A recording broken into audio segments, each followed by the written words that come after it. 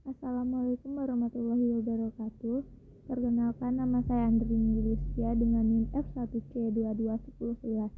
Saya akan menjelaskan bagaimana Islam menghadapi tantangan globalisasi dan kontribusi Islam dalam peradaban dunia. Topik pembahasannya ada dua, yaitu 1. Islam menghadapi globalisasi. 2. Peran dan kontribusi Islam dalam peradaban global. Islam menghadapi globalisasi. Globalisasi dalam pandangan Islam adalah sebuah keniscayaan, karena Islam sendiri ialah ajaran yang bersifat global, tidak terbatas oleh ruang dan waktu. Dalam Al-Quran, surat Al-Hujurat, surah 49 ayat 13, yang artinya, "Hai manusia, sesungguhnya kami menciptakan kamu dari seorang laki-laki dan seorang perempuan, dan menjadikan kamu berbangsa-bangsa dan bersuku-suku, supaya kamu saling mengenal. Sesungguhnya orang yang paling mulia di antara kamu di sisi Allah Subhanahu wa Ta'ala ialah orang yang paling bertakwa di antara kamu. Sesungguhnya Allah Maha Mengetahui lagi Maha Mengenal." Su'uba wa qabaila li ta'arofu dalam ayat tersebut menggambarkan bahwa manusia itu akan terdiri dari berbagai macam suku bangsa, tetapi ujungnya adalah li ta'arofu, saling kenal mengenal. Kata li ta'arofu merupakan perintah untuk memahami dan mengerti suku-suku bangsa.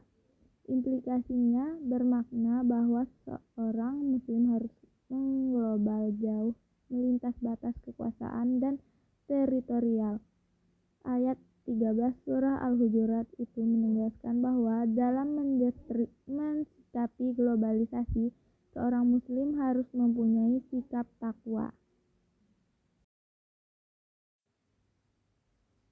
Peran dan kontribusi Islam dalam peradaban global. Peradaban yang dimaksud di sini adalah segala hal yang mencakup kebudayaan yang mempunyai sistem teknologi, seni bangunan, seni rupa, seni kenegaraan, dan ilmu pengetahuan yang maju dan kompleks. Berbicara tentang kontribusi Islam bagi perkembangan peradaban dunia, tentu saja secara inheren akan melekat suatu pembahasan mengenai sejarah peradaban Islam. Para pengkaji sejarah Islam biasanya membuat suatu peta sistematis terkait perubahan atau berkembangnya peradaban Islam, yaitu mulai dari peradaban Yunani, peradaban Islam, sampai kemudian peradaban Barat. Pada masing-masing periode perkembangan itu mempunyai dimensi peradaban tertentu yang berbeda satu sama lain. Perkembangan agama Islam sejak 14 abad silam turut mewarnai sejarah peradaban dunia. Bahkan pesatnya perkembangan Islam ke barat dan timur membuat peradaban Islam dianggap sebagai peradaban yang paling besar pengaruhnya di dunia. Peradaban Islam semakin maju dengan perpindahan kekuasaan dari dinasti Bani Umayyah ke dinasti Bani Abbasiyah. Pusat kota kerajaan Bani Abbasiyah terletak di Baghdad, menggantikan kota Damaskus pada masa dinasti Umayyah. Pada masa Bani Abbasiyah, perhatian terhadap ilmu pengetahuan mulai tumbuh, khususnya pada masa kepemimpinan Harun al-Rasyid dari 785 sampai 809 Masehi dan Al-Ma'mun pada 813 sampai 833 Masehi.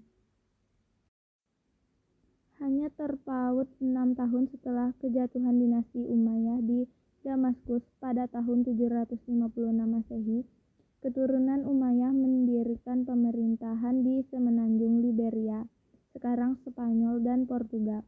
Sejak saat itu, peta atlas pengaruh Islam semakin luas.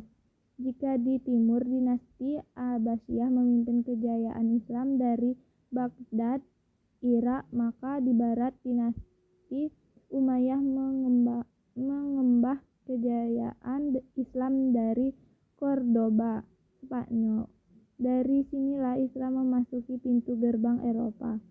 Al-Kirmani, geometri dan logika, Az-Zahrawi, kedokteran, Ibnu Bajrah atau matematika, fisika, dan astronomi. Ibnu Arabi teologi tasawuf, Ibnu Tufail filsafat hukum kedokteran, Ibnu Rushd bidang filsafat matematika teologi astronomi, Ibnu Hazm sejarawan teolog dan ahli hukum adalah beberapa sarjana muslim Spanyol yang turut berjasa meletakkan kontribusi mereka bagi peradaban modern. Baiklah, sekian dari saya. Terima kasih sudah menyimak. Wassalamualaikum warahmatullahi wabarakatuh.